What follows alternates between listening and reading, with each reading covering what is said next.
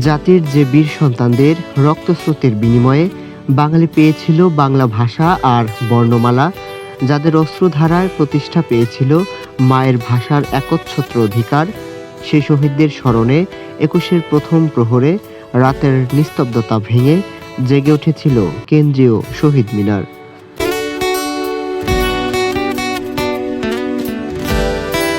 যাদের আত্মত্যাগের বিনিময়ে শৃঙ্খলমুক্ত হয়েছিল বাংলার দক্ষিণী বর্ণমালা, সেই সকল বীর সন্তানদের অবদান ও সংগ্রামের দিনগুলোকে যথাযোগ্য মর্যাদায় স্মরণ করছে বাংলাদেশ।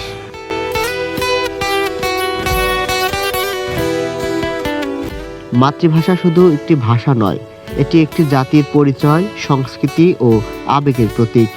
বিশ্বের প্রতিটি জাতির উচিত তাদের মাতৃভাষাকে রক্ষা করা এবং তা চর্চা করা। ১৯৫২ সালের এই দিনে বাংলা ভাষার জন্য জীবন উৎসর্গ করেছিলেন সালাম, বরকত, রফিক, জব্বার সহ অনেক বীর সন্তান। আন্তর্জাতিক মাতৃভাষা দিবস কেবল বাংলা ভাষার জন্য নয়, এটি পৃথিবীর সকল ভাষার অস্তিত্ব রক্ষার প্রতীক। এই দিন আমাদের শিখিয়ে দেয়, ভাষার প্রতি ভালোবাসা ও আত্মত্যাগ কখনো বৃথা যায় না।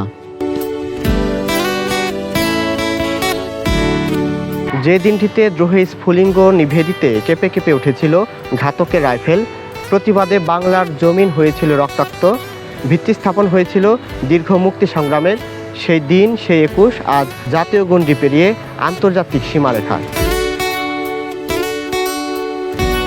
গৌরবের ২১-এর চেতনা আগামীতে আরও সম্প্রসারিত করে বাংলার সমৃদ্ধ যাত্রাপথ গড়তে সর্বোচ্চ শুদ্ধ ভাষা চর্চা প্রয়োজন।